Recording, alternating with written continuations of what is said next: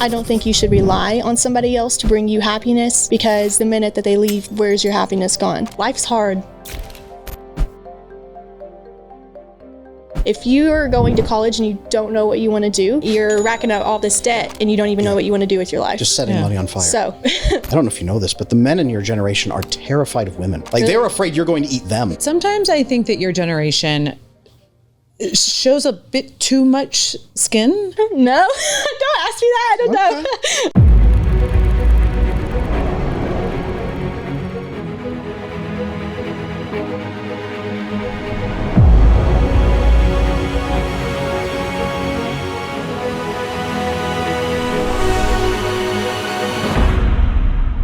Welcome back to the I Wish You Knew podcast. My name is Sarah Dawn Moore.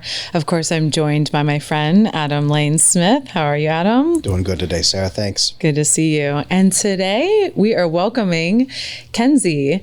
She is an amazing TikTok creator with over 1 million followers, a Gen Z, and we wanted to bring her on to get her thoughts on what it's like to be a part of this generation. She promotes positivity, self-worth, and really talks to women about embracing who they are and being who they are. It's women, right? Yeah. Okay. So I'm like, I don't think men are following you for makeup advice. They could be. And today's sponsor, of course, is Rugged Legacy Grooming Supply. Men, this is a full range of all natural, affordable products from head to toe. If you need a pomade, if you need a shampoo, if you need beard grooming, this is your one-stop shop to masculinity.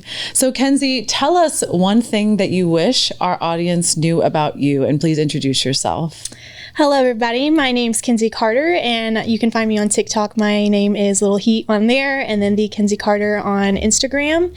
And my TikTok is basically just me doing in the beauty, lifestyle, and fashion space. I really just kind of post whatever feels like right for the day. I do a lot of makeup looks.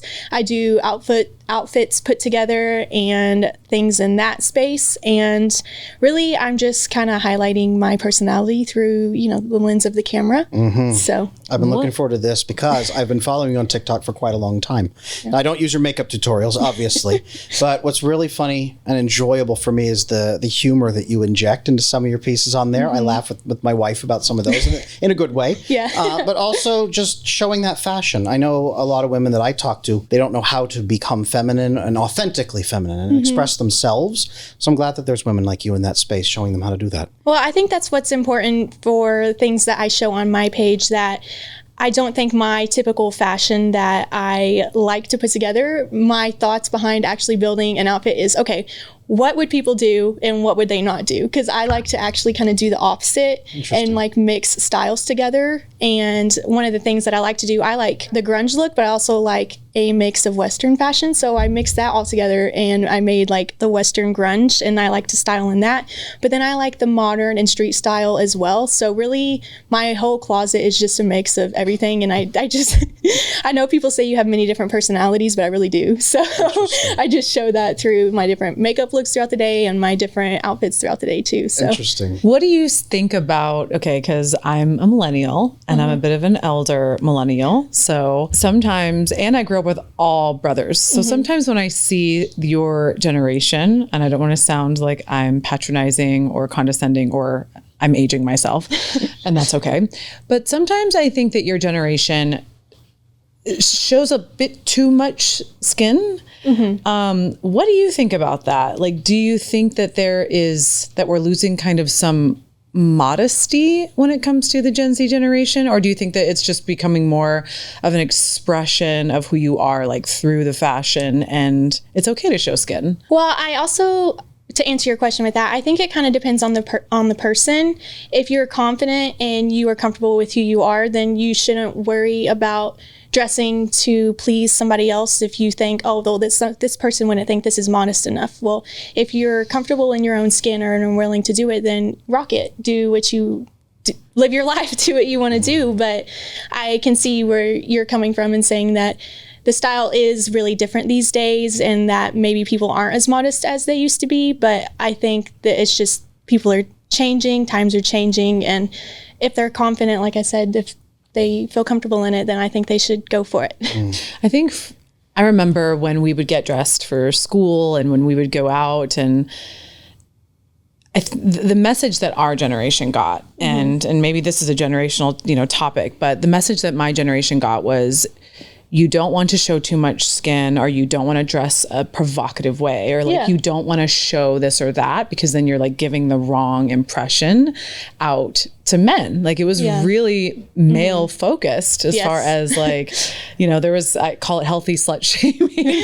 I'm sure there's not as much healthy slut shaming, but, and I don't know, maybe that's good or bad. Like I would love to hear your opinion on it. And from a male's perspective, like, is there something in the male mind, or is it something that you see when you see a woman dressing a certain way? Does that still kind of stand? Do those beliefs from a man's perspective still stand? I will say this as a father with now my 5th child on the way, and we just found out it's going to be our 3rd daughter. I worry about this a lot. I don't worry about, are they going to show skin? I should say. I'm not saying here like they must wear this and I'm picking out their clothes now. No, I don't want to do that at all. I want them to find that authentic expression, right? Yeah. My concern, and I hope you can answer this maybe, is as we're getting away from modesty, which is if that's their feeling, okay. As we get away from there, is there a drive to go in the other direction? Do maybe young women today feel like they have to show more skin? I would hope my daughters don't have to face that, but if they do, please tell me and break my heart now so I can prepare them for it. I'm not sure that that's necessarily true, that people feel they have to show more skin. I think a lot of the times, though, that people are dressing in the styles that are, for instance, popular on TikTok. Like people say, oh, I love her outfit, where can I get that? And it may show a little more than normal, but I really just think that people like what they see in terms of like the trending fashion, and I don't really know if they're thinking about it in the terms of, oh, this isn't modest. I honestly don't think a lot of people maybe in our generation are basing their outfit on that perspective, I will say. I remember traveling throughout Europe, and I lived in London, Barcelona, Madrid, multiple different places. And growing up with a European background in a culture that I saw, nude beaches and thongs. And I was 14 years old when I went to my first nude beach in Barcelona. And I came back to the States and was, talking about this with my friends and talking about it with, a bunch of people I knew, my family, and they were like, wait, what? They couldn't even kind of fathom seeing a thong on somebody. It was only for television, or it was only for just you would just rarely see it here in the States. So it's almost a progression of maybe it's a bit more free. Maybe Europe was always a little bit more progressive, and they don't necessarily over sexualize, like they over-sexualize things. Yeah, like it's a beautiful body, it's a beautiful woman, like she's just embracing herself and like she's owning it. Yeah. And I wonder what your perspective is on that. Like in the States, maybe we're just like catching up with the times, and maybe we were a little bit too modest, and now we're on trend with the rest of Europe. Yeah, perhaps, yeah. Too controlled rather than too modest. You had mentioned in there that people in your generation, the younger generations right now, they're not making decisions based on what's modest, what's not, what's this person's values. What do you guys make decisions on? When you guys go to make a decision on fashion or your relationships, what's the number one thing that you notice in yourself and maybe in your friends? Well, I think that very much heavily depends on the person and how they were raised, and their own beliefs, their own values, and what their perspective on life, and like I said, their values. So I think it's very situational, and I can't answer for everybody, but when, if I'm, for instance, like you were talking about nude beaches and like people showing a lot more skin, and I personally feel only comfortable wearing certain things because I'm like, oh, I don't feel comfortable going out like that. But who am I to tell somebody that they shouldn't wear the same thing and go out if they're comfortable in rocking it? You know what I mean? So that's really just my perspective on it. Okay. So maybe in your generation, are they more focused on my values? Let people live and let live, is what our generation used to say.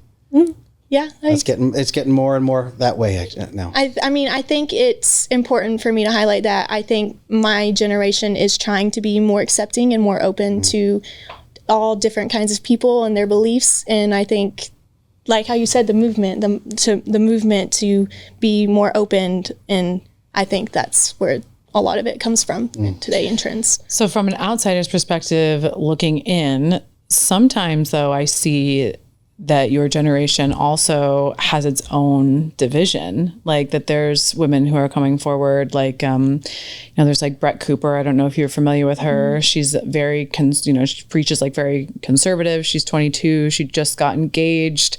I see your facial expression, so she kind of preaches like very old fashioned, like traditional, she's a working woman, but she has certain views.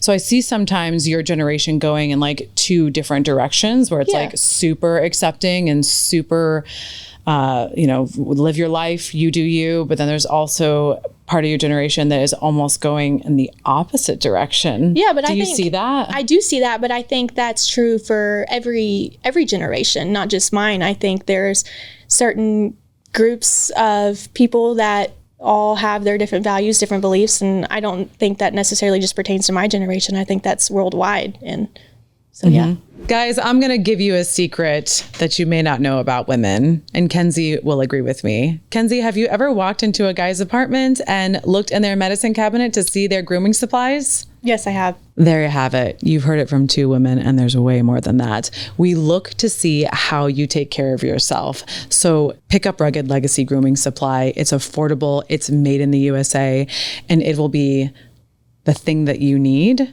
that will help you potentially get laid. That's fair.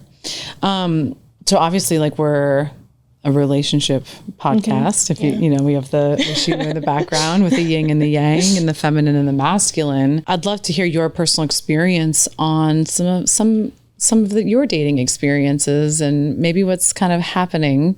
You grew up with social media. Facebook came out when I was a freshman in college. You had to have cell phones, you had to have a T9. You had to have a college email address to even register for Facebook in our generation. So we met people in the wild and through fraternity parties and sorority parties. So it's really quite different with your generation that it's just been just 100% infused with modern technology. So how has that affected friendships? How has that affected relationships? Well, I grew up with it. So really, it's really been the basis of every single relationship in my life, family, friends, intimate relationships. And I would have to say it is very different. I mean, I heard my parents talk about, you talked, like when I was growing up and I had a phone, they're like, you talk to these people so much, you don't have that face-to-face interaction. And I think that's true a lot of the times, that's actually what contributes to making it hard to connect with somebody on a deeper level these days, because I think a lot of times people rely on texting and trying to share your emotions over a message. And a lot of the times emotions are not displayed correctly and things are taken the wrong way. Yes, and I would love to get into this with you because I know the research shows that in 2007, when the iPhone first dropped, right? All these teens started picking up smartphones and iPhones, and the research shows that the depression levels and the anxiety levels among teens just skyrocketed through the roof, and they became more isolated and pulled back, and they were supplementing it with these online discussions and these online digital movements and connection points, but their mental health got so much worse. Do you see a lot of loneliness in your generation? Are people very lonely? I would have to say, yeah. I mean, I have seen it. I mean, I've been there too I do social media for a living, so it often can actually be kind of lonely because I'm in a room all day filming, trying to edit, and then I wake up and do it again, and I do it again. So you really do have to try to find that balance of that screen time, no screen time. Yeah. So I think that's important to try to do, and if it's easy for it to get away from you. It really is. And you're like, wow, I haven't seen daylight in a couple of days. And you really just need to make that balance and find what balance works for you the best. What has, if I may ask, what has worked for you for combating that loneliness? What's one big tip you might be able to give to people? Not that they're going to have to follow it, but what's one tip you could give to people to fix that loneliness in their life if they're experiencing what you experienced during that time? Honestly, probably get a hobby. Like, I started doing kind of more fitness. I started making sure I went to the gym every day. So I was getting outside. I was getting some exercise. So I was actually out there doing something, and I started doing that, and I started, not calorie counting, but, protein and stuff like that. So that was a hobby in that nature. And I did another hobby where I like to cook. So I was going to the store, making these recipes and trying a bunch of different things in that aspect. So if you're lonely, really, I mean, there is that sense of loneliness, but also if you can learn to feel comfortable with yourself and be comfortable in your own company, I think that says a lot, and that improves a lot of aspects in your life. So sounds like becoming maybe a more complete person rather than just working the screen. Yeah.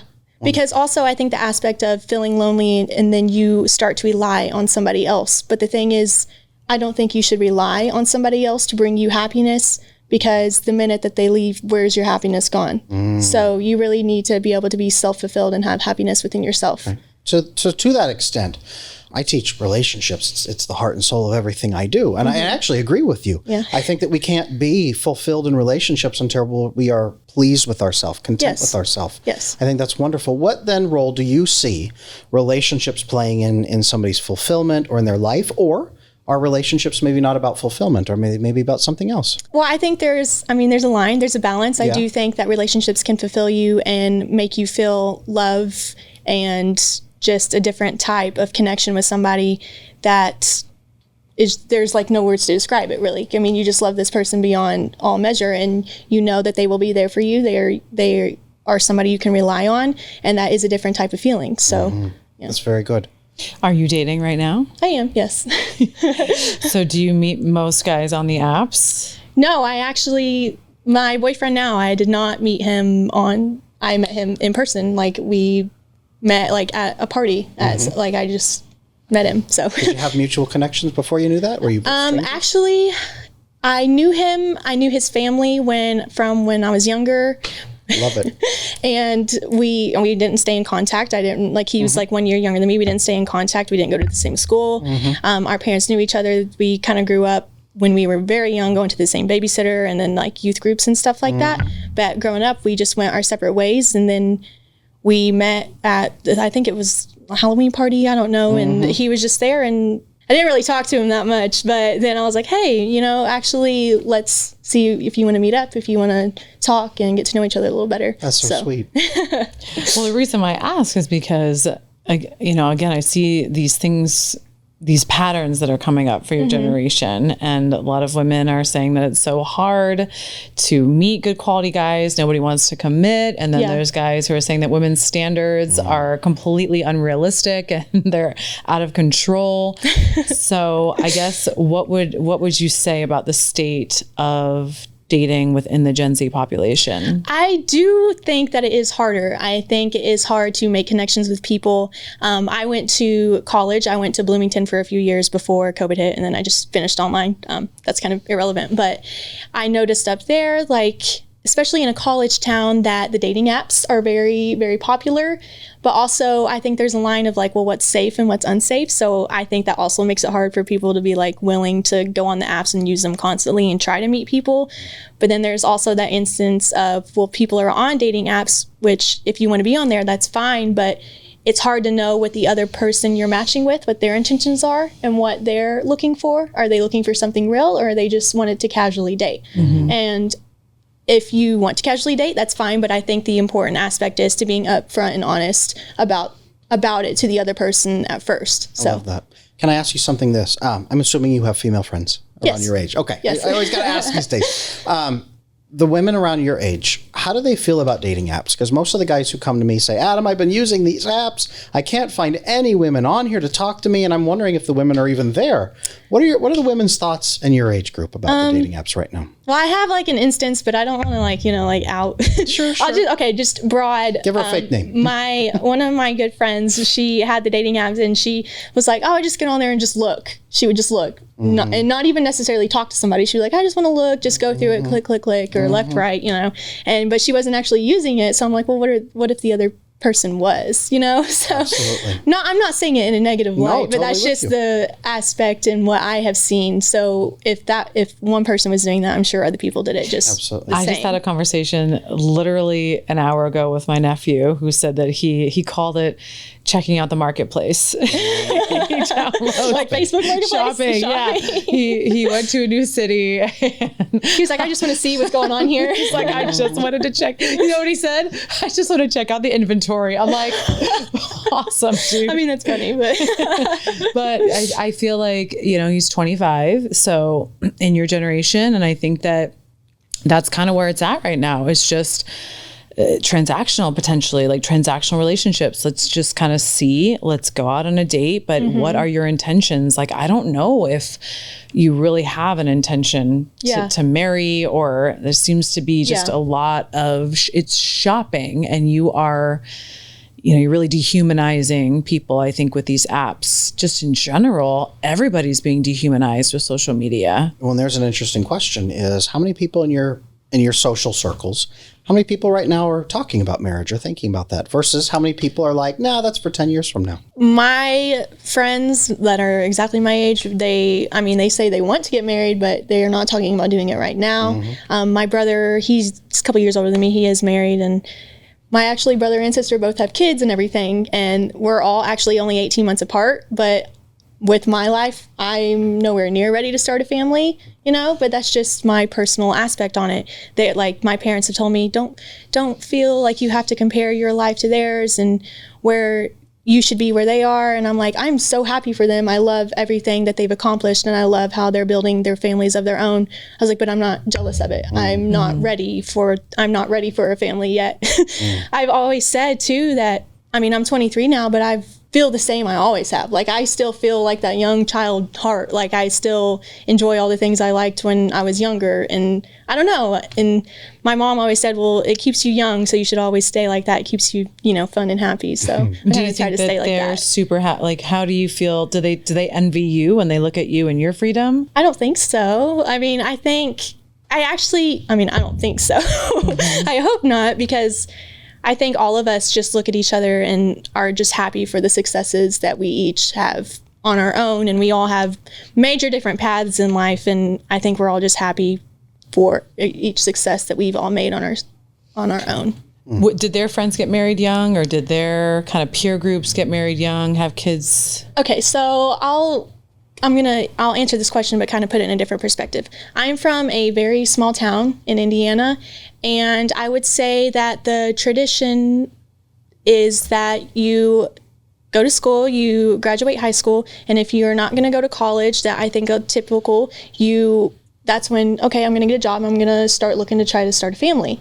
And there's absolutely nothing wrong with that. But I feel like if you live in a small town or just anywhere like rural like that's typically what I see happen, that if you don't go off to college, if you're happy where you live and you're getting a job, then at that younger age, okay, well, let's start a family now. This is what we do now. So I do think that is common. What would you deem for yourself a meaningful and successful life? Like, what do you think is, I don't know, if you were to look back and you're 70 years old, like, what is it that what's your win condition? Yeah. What's a good life for you as a young person right now? I don't know. I just, honestly, it sounds so silly, but I really just try to be the happiest I can be. And because life's hard.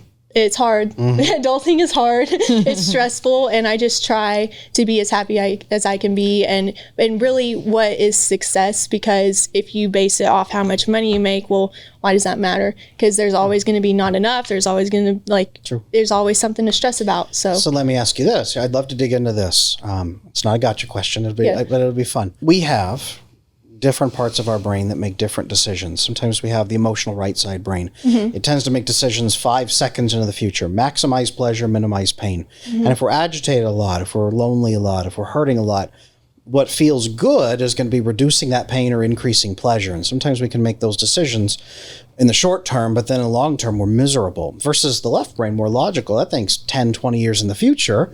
But to get there, you've got to be calm and balanced out and steady.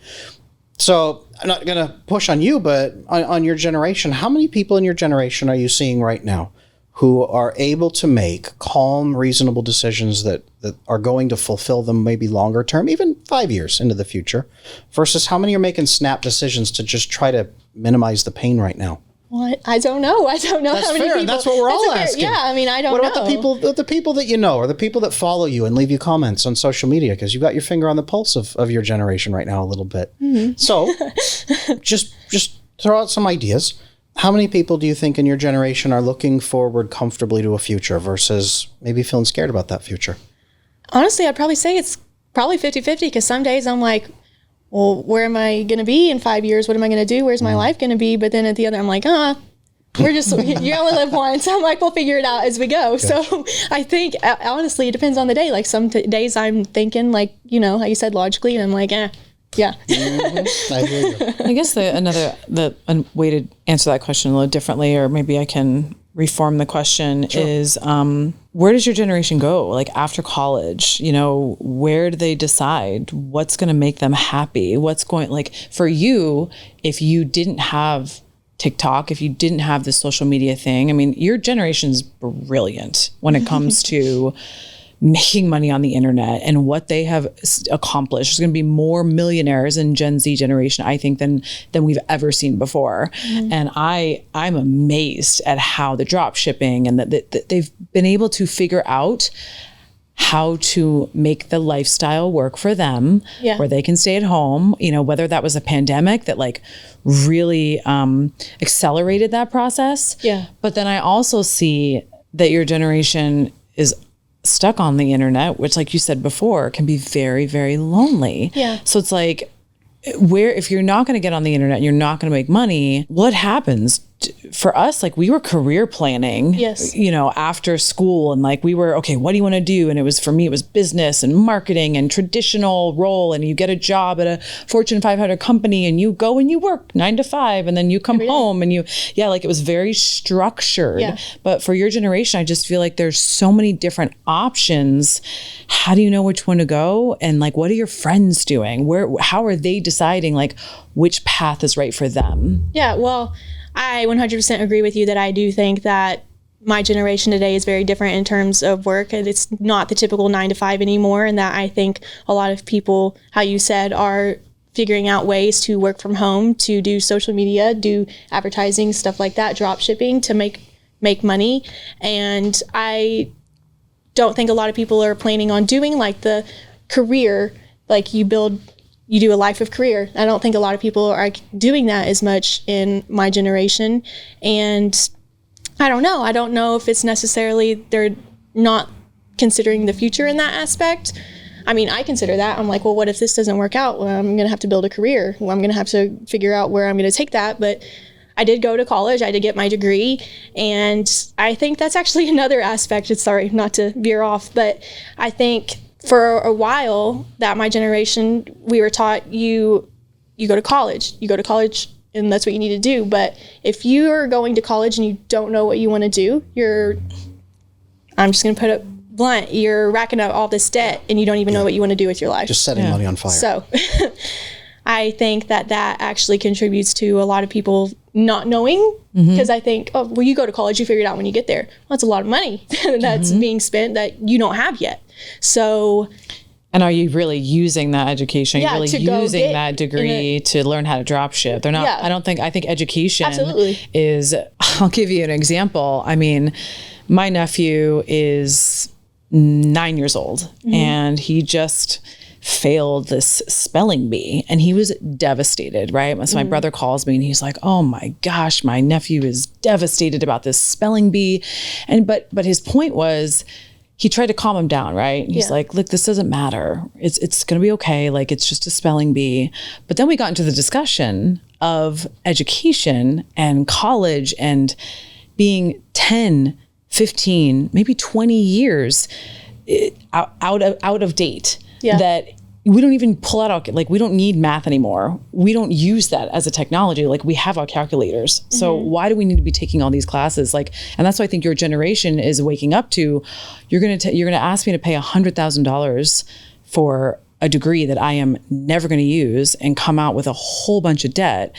And education needs to catch up with the times. Like, fine, come out with a specialized degree or a trade school that is based off of drop shipping, or that's based off of something where you can actually, like a trade and on the internet. I don't know. That's just, I found that to be really fascinating, because I hadn't really thought about the fact that your generation is being robbed because you're giving old school techniques to potentially go into a career that you're not happy with. Now, the other side of that is that older generations and my baby boomers and millennials, and they're looking at your generation going, well, they're just lazy. They're just. That's actually a common thing that people say. Yeah. So like, how does that make you feel? And like, do you think there are some people in your generation that are lazy, or do you think that there are some people they're just smart and that they're using their time wisely and putting their money to work? Well, I can't, speak on everybody, but I would say that there's both ends there, that maybe some people are lazy, but then there's also the aspect some people are just smart and realizing how to best use their time and make the most value of their time the best they can. So I think that definitely. What do you think will happen though to society if a whole generation that's coming into the workforce wants to retire by 40? I don't know. I don't know. I think that's what they're trying to figure out. Is it even? It's an idea that I've been playing with for a while now. Is that, do we even have the right to impose this concept on Gen Z of you guys need to come into the workforce and support the economy and pay for Social Security that you're never going to see ever? I'm just going to tell you that. Sorry, you'll never see Social Security. I probably won't even see Social Security. Is it fair for us to put those things on you guys and demand that from you? And the reason we don't think you're an ambassador for your generation, we don't think you know everything. I was like, I hope I'm not. I'm not speaking for everybody here. This is just my the reason thoughts. we're asking is because everybody's asking, like, what's happening with Gen Z and how can we help? I feel like you guys probably have so much advice being thrown at you from every direction. And it's old people that say, go to college and you'll get a great education. And there's people saying, get married, you'll be happy, or never get married, it's hell. And you have so much competing advice thrown at you all the time. For anybody who's 30 or over, how can we help? Is it to just shut up and get out of your way? Is it to let you come to us? What do you guys need from us? Honestly, probably, I think one thing that my generation could be good at or should get better at is coming to people for help. Know when you need help. Know when you need to ask for help. So, what makes it easier for you guys? What would make that easier for people who are 30 and over? I don't know. That's a good question. Yeah. I think we all need to figure that out, our generations. I mean, I'm 38, almost 40 now, and I've got kids who are going to be the next generation after you. I don't know how to help them yet. Yeah. I can love them. I'm not gonna lie, I say that too, because I don't want kids anytime soon, but eventually, I might have some. And I always think, well, what's the world gonna be like then? It's gonna be completely different, and I can't. I'm trying not to say a curse word. Totally it's fine. The world's going, to hell. Yeah. So it's like, well, I don't want to bring a life in and not know how to help them and then be just screwed. So Understood. What is something helpful that somebody in an older generation has done for you that actually gave a positive impact to your life? Maybe that can guide us in the right direction. Have you had a positive interaction with somebody who was 35 or over? Or someone that you look up to, whether it's like other women or, mentors? Maybe my parents have worked their entire life. They both went to college and got an education. So I felt that was what I should have done. And that's what I did. Okay. But the thing is, they didn't preach that we didn't necessarily have to do that, but we did. My sister and I, we actually both went to IU Bloomington and everything. So we all went forward and got an education. And I really just think that's because we always looked up to them. They worked 9 to 5. They had careers that they've been working at their entire life. So they had those careers to provide for us. And that's what I look up to. Now, this is interesting. Maybe then something that we could provide for your generation is more, not just more like, hey, you could do this, you could do that, but working models for you could do this and here's what it looks for. And looks like, here's the benefits, the drawbacks, so that you guys can make a more educated choice for yourself. Would that be helpful? Yeah, perhaps. But I'll also, going off of what I just said, I am one of the lucky ones that my parents I've been so blessed. My parents were great to me. And I know a lot of people don't necessarily haven't had that and haven't had those role models to look up to have something to work for or somebody to give them advice when they needed it. So I think that also might be what affects my generation in terms of decisions and what they do with their life and their, their emotional aspects that, because I don't think a lot of people necessarily grew up in the way that I did, and it makes it hard for them later on. Guys out there who have no idea what women want. They want to look at you and see that you take care of yourself. And if you want to take care of yourself, use Rugged Legacy Grooming Supply. It will show up, it will be visible, and it will be very attractive. So what do you think about this whole body count discussion? Because we didn't have that. We didn't have that. Sorry to twist and turn here, but we didn't have that. When I first heard that term, I thought, is that a serial killer? Like, what are the?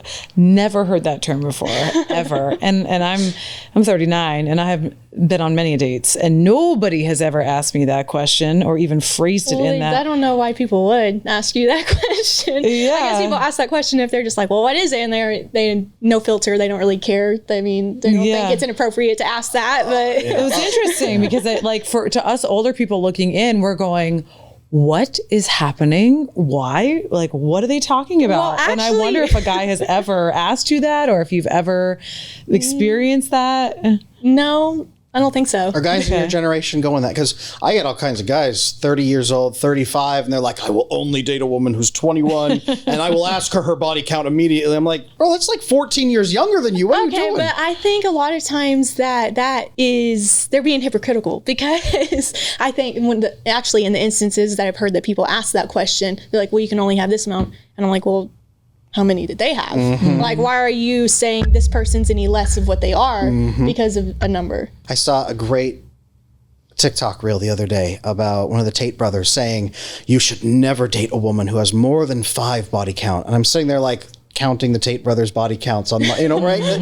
What does your generation think? You just said a great word, hypocritical. What does your generation think of those guys on the big stage? Not just the Tates, but guys on that big stage talking about masculinity this and women should do this. Do the women in your generation care what those guys think? And are the guys in your generation listening? Actually, I think for, the women are, I think we laugh at that now because I think the women unite. Women come together and they're like, what are these men doing?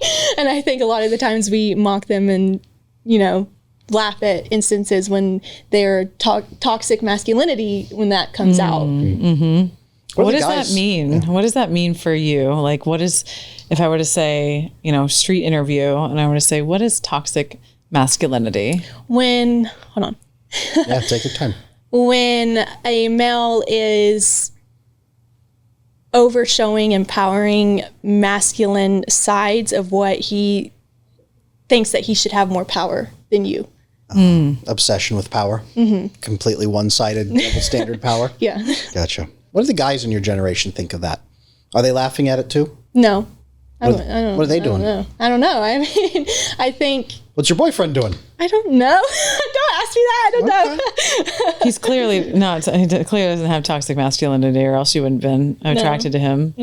What is it about him that drew you to him? Actually, I will have to say that his masculinity, like I felt like I could be more powerful in my feminine side, and I didn't have to necessarily take care of him, or I don't want to sound like the traditional aspect, but take care of him and do all the things that somebody could provide and help me with.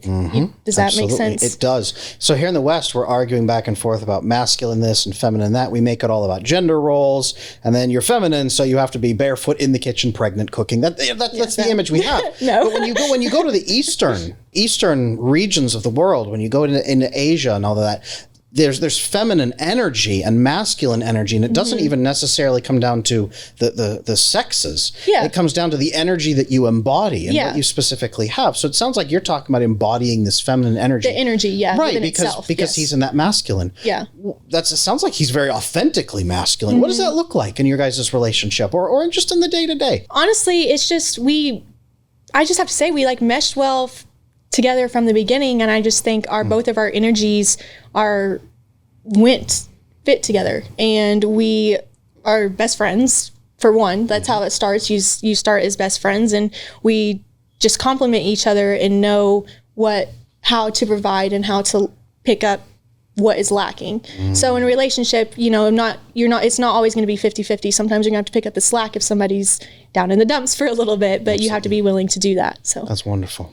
So who taught you about men and what men need in a relationship and what men want in a relationship? Who's your guiding force for that? I don't know. I don't know. I wouldn't Are you say. still figuring it out? Yeah. Yeah. Yeah. My argument a lot of the times is that, I'll just, from my experience, in my generation, a lot of women aren't taught about men. A lot of women aren't taught, how, what it is that they need. And even so, when I was going and looking myself, I remember Googling like books on men. I'm a big reader. I like to read, a couple books a month actually. And I remember going and searching the Google, and there were about 3 that came up, that were really discussing like what it is, respect, appreciation, like how to talk to a man, Alison Armstrong was a huge mentor for me. And she's like the man whisperer, but she's kind of on her twilight. She's in her 70s and retiring and kind of moving away from that field. So, but when it comes to books on women, right? When you Google like understanding women, oh my gosh, there are hordes of books. There's hundreds of search results. There's, how to talk to women on date, how to court women, how to do this, how to do that, like what text messages to send. Because I think that women, I think there's probably a perception that women are a little bit more complicated. Well, I would have to agree with that. I do think we're a little bit more complicated. So it's interesting because, that's how my channel started was, me sharing all of this, information on how to understand men, but I was called a pick-me a lot by your generation. I was called just for describing male behaviors, and like, this is maybe why he's acting this way. And it was very interesting. So like, do you know what a pick-me is? Yeah, like a pick-me girl. What does that mean for your generation? Okay, I would say Just that. say it, it's okay. I would say like a pick-me girl when somebody is saying that they are saying you are, like a pick-me, like pick me, like Desperate for validation. Desperate for validation. Yes. But it's so interesting because isn't it ironic that when a woman comes to talk about men, right, and like men's circles, and comes to, like I just asked you, right? Like, who taught you about men? And I don't think there's a lot of people teaching us women about men. Yeah. So it's ironic because I love putting out content about men, but I remember it was very difficult for a year and a half. Every comment, every post I would do, just explaining male behavior, I was called to pick me. So people are. So on social media too, that's a whole nother story that people are just. Oh yeah, they're desperate. They're rude. So rude. They're so rude. They'll say anything, and I'm like, oh well, that wasn't very nice. But if I were to stop and I were to ask that question to probably 20 women, you'd probably hear a very common response that no one is really teaching women about men. Well, I do have to say that there has actually never been an instance in my life where somebody sat down and conversed with me like, this, let me tell you about men. Let me tell you about this. Let me tell you about what they need, their needs, anything like that. That has never happened. The only aspects I know to understand men is that I had great role models of men in my life growing up, and seeing what a good man, what he brings to the table and how to act and how to treat people. Absolutely. That is the only instance I would say of how I was taught of how a man should be, not necessarily in the aspect you're saying that somebody sat down with and talked with me, or I actually haven't even read the books that you were discussing, like something like that. I'll give you the names, but you'll thank me later.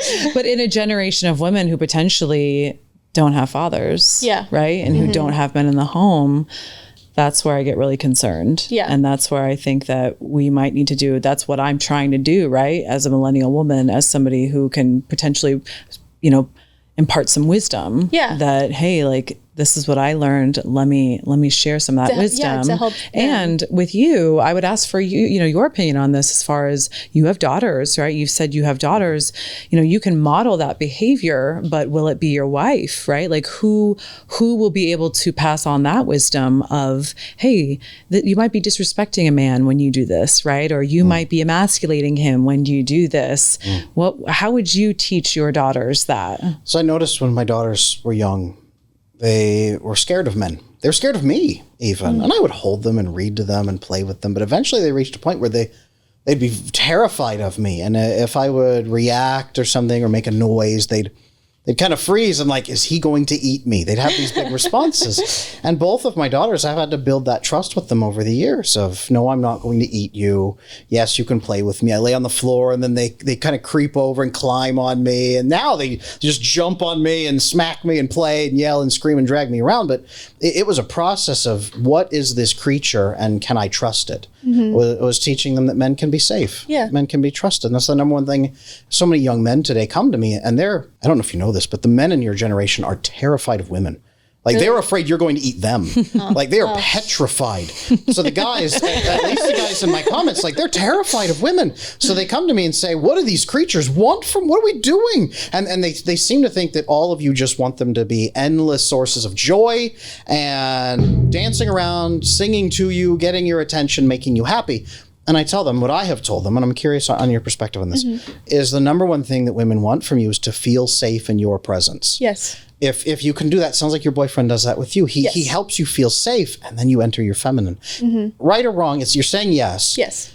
What are some things that young men right now could do that would make women in your generation feel safe? What do you guys need to feel safe from? The world. The world is, I mean, it's crazy out there. Like, for instance, I traveled here to be here, but I got here late last night. I didn't feel comfortable walking down the streets to explore. I was by myself, and I'm a young woman. I personally did not feel comfortable walking by myself. And that's just one aspect. And if I was with Ethan, for example, I would feel very safe, very comfortable. I know he would protect me. So that's one wonderful thing. One thing I teach men is authentic masculinity. And I love how you differentiate toxic and authentic.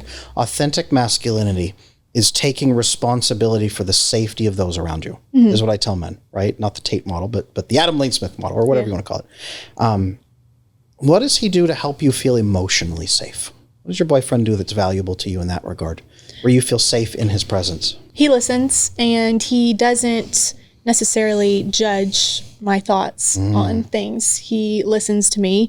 We talk about it, and we move forward. We discuss it. It doesn't matter if we might disagree on a certain aspect. We talk through it and we move on.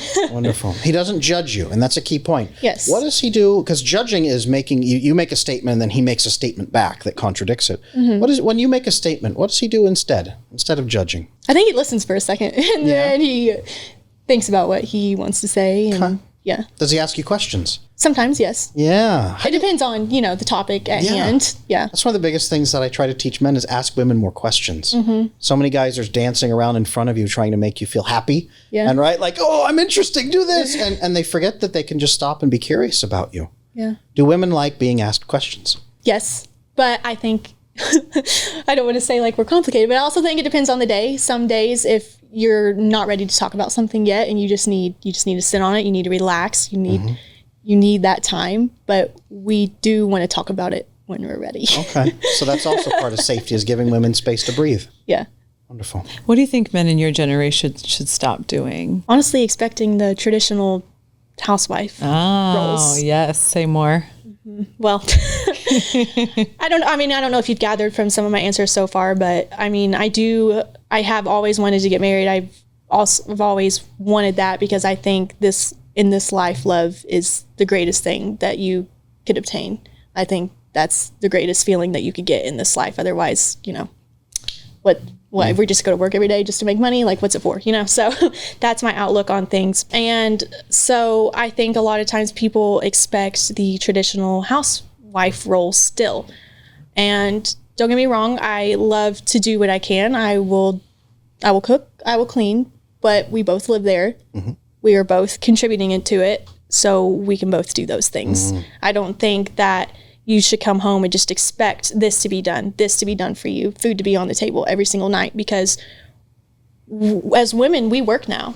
We work the same amount of hours. It didn't necessarily used to be like that back in the day. Women would stay home and the men would go and work and bring home the money for everybody. So women, like the 1950s model. Yeah. So women would stay home and do that. And I think a lot of the times men still might expect that things to still be done for them. And that can be very frustrating for a woman. It can be to just, and I think that leads into the problem that men say, oh, well, quit nagging me to do this, quit nagging me to do that.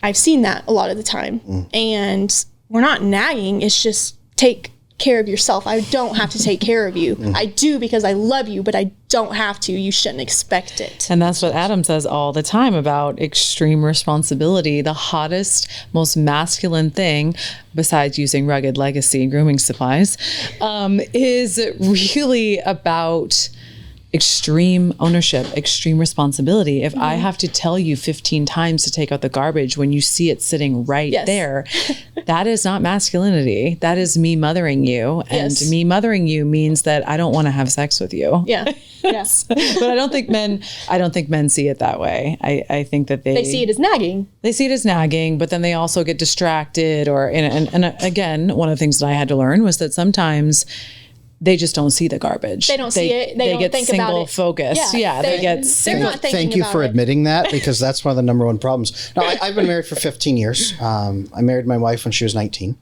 and we've got now ongoing 5 kids now, 4.5. Next one's coming pretty quick. Congratulations. Thank you. Shout out to that baby when I see you. But that's exactly how we've done it. Is my wife, when we got married, we were both working, and then she opened her own business, and she ran her own business and made way more money than I do. But I was going through school; she was helping me go through school. Yeah. Then we swapped places. I got my master's degree, got into my career. She quit, and then said, "Now I want to be a mom," and so she became a stay-at-home mom. When she did, we sat down, we divided labor, we made agreements on who's doing what and who wants to do what. Right? Not like you will be the housewife, and it was, what do you need from me? So when I check out at the end of the day from work, I go into childcare mode. I go into helping out, because that's what we discussed. Yes. We didn't just, all right, you're over there, I'm going to go drink a beer. No, it wasn't the 1950s model. It was more, the 1800s model. I get off work, but then my job continues, and I take care of that. We set those out in advance. Now, the garbage. I never see the garbage.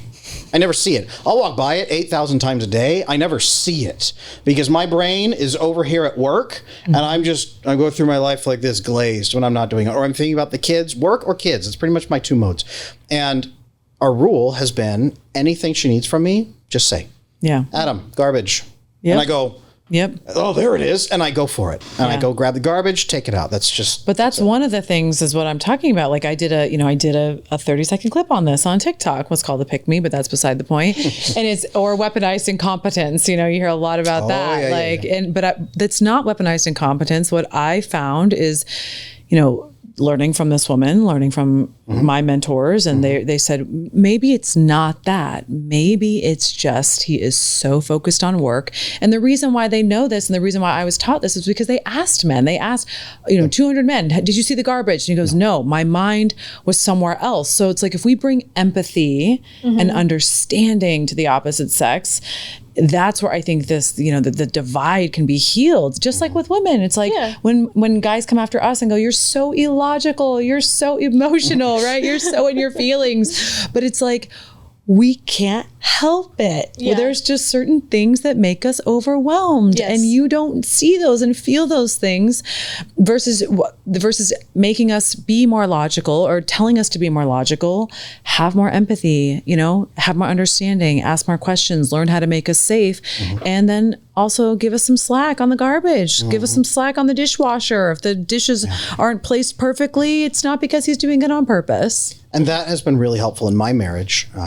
And again, we're giving you models so that maybe you can use them. I don't know. You don't have to be like me. But in our marriage, that was one of the agreements, was she will point out when I need something. She needs something from me. Ask, right? Please ask. I will not see it. I am focused somewhere else, but I will do anything for you. Yeah. Well, I have a question for you. Is that true for men, that most of the time you're focused on one thing and you're thinking about one thing at a time? It absolutely is. It's terrible. Our brains, what's interesting is the male brain is larger. Doesn't mean we're smarter, but it's larger. But that means it moves slower. So our regions, we go from one plotting to the next, and we go like this. And we also mostly go from the back to observe to forward to act upon. Our brains are totally different. The female brain's smaller but more compact with rapid, much faster connections. What I wanted. That was my point I wanted to make. When you say you come home and I'm home for the day too, I'm not thinking about one thing. There's 10 different things going through my mind that I need to do, that need to be done. And I think that comes in where women are so emotional. Well, I'm thinking about these 10 different things at once that need to be done, and there's no time to do it. So there's just so much going on. And I think that's what plays into why women get frustrated. Absolutely. One thing that we've done that's been helpful is during the day, she'll send me a text that says, I don't care when you do it, but this thing needs to be done. And I say, great. I'll take a 20-minute break from work. I go take care of it. Done. I used to have a list, just a notes on my phone. And I would just say, here. Honeydew. Here's your list. The honeydew list. Honeydew this. And it works perfectly. Like it just depends on what works for you in your relationship. But I think the biggest toxic piece of advice that, we give to each other, for women, I think it's, if he wanted to, he would. Yeah. Sometimes I think that we need to just dispel that and say if he knew, most of the times he would. Yeah. If he knew, he would. There's something called Hanlon's razor, and it's a rule. Hanlon's razor is, do not attribute to malice what stupidity can adequately describe and explain. So if it's possible that he just doesn't get it, give him the benefit of the doubt and see. Now, not always over and over and over, right? Weaponized incompetence. Some guys are just, I won't say the word, but some guys are absolute jerks. And they will just pretend they don't see it. Oh, I didn't notice that. Oh, and they'll pretend they don't care. Absolutely. There's some guys like that.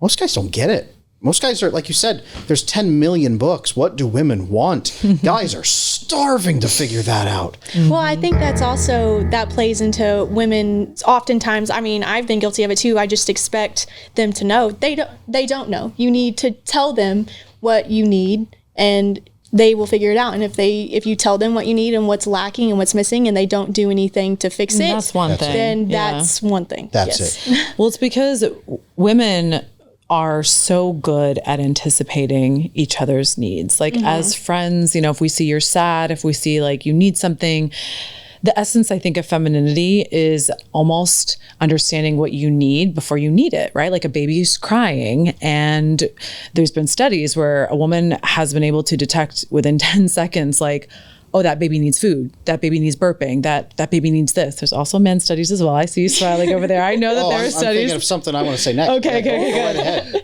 But I think the essence, so what we do is like we internalize it and we make it about, oh, well, if he wanted to, he would. He obviously doesn't love me enough. He obviously doesn't care about me enough, because if he did care about me, he would read. He would read my mind. He would understand my needs before I know what my needs are. Now, this is fascinating because there's actually a hormone that relates directly to this. And I know you know this. It's oxytocin. Oxytocin is the hormone that if he's flooded with oxytocin, he starts anticipating your needs. So that's actually what women are doing, is measuring, does he have oxytocin toward me?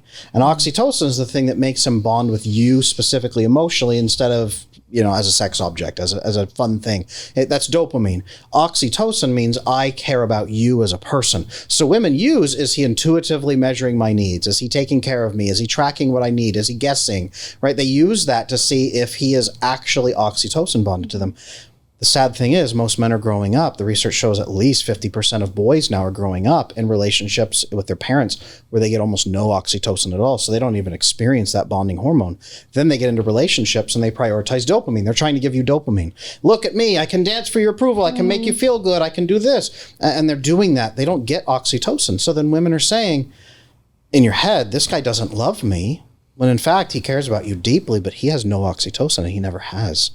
That's a big piece that we need to fix. Have you observed men going around the world trying to dopamine binge women? Is that what you're seeing maybe in your generation right now? I would have to agree. Yeah. They're competing with Netflix, right? Yeah.